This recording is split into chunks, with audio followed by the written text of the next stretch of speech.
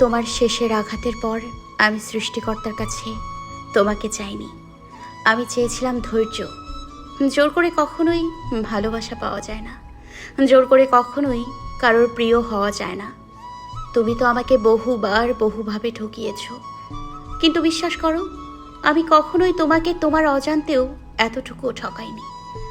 আমি তোমার সমস্ত দোষ ত্রুটি মেনে নিয়েও তোমাতেই আসক্ত থাকতে চেয়েছি, কিন্তু তুমি বারবার আমার সাথে খারাপ আচরণ করে বুঝিয়ে দিয়েছ আমাকে তোমার শুধু প্রয়োজনই দরকার।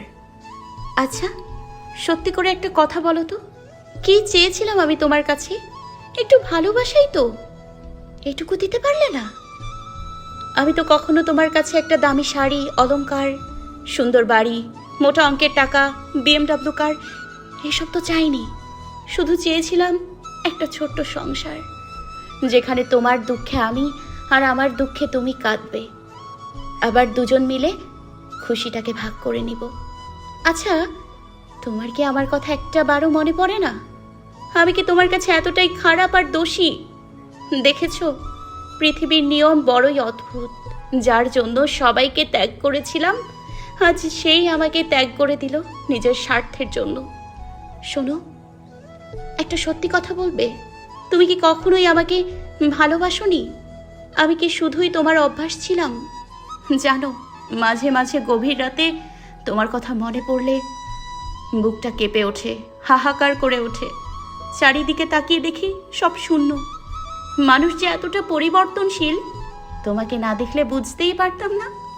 জোর করে ছ্যাঁচড়ামি করে কারো পিছে বেহায়া কুকুরের মতো ছুটলেই ভালোবাসা পাওয়া যায় না। যদি পাওয়া যায়, সেটা সাময়িক করুণা আর দয়া।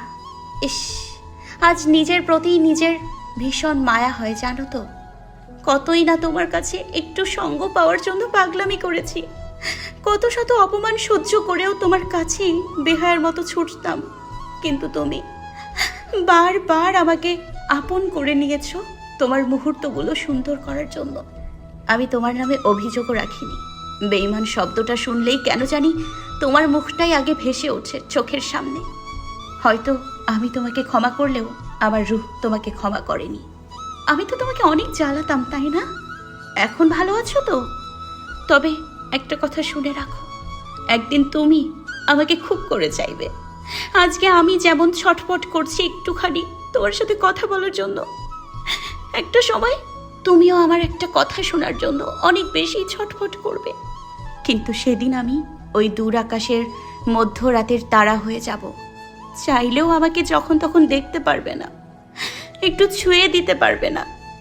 অবশেষে মৃত্যু হলে আল্লাহকে বলবো, যেখানে তুমি আগের বার আমাকে পাঠিয়েছিলে সেটা তো জাহান্নাম ছিল। পরপর 2 বার তো তুমি আমাকে জাহান্নামে পাঠাতে পারো না।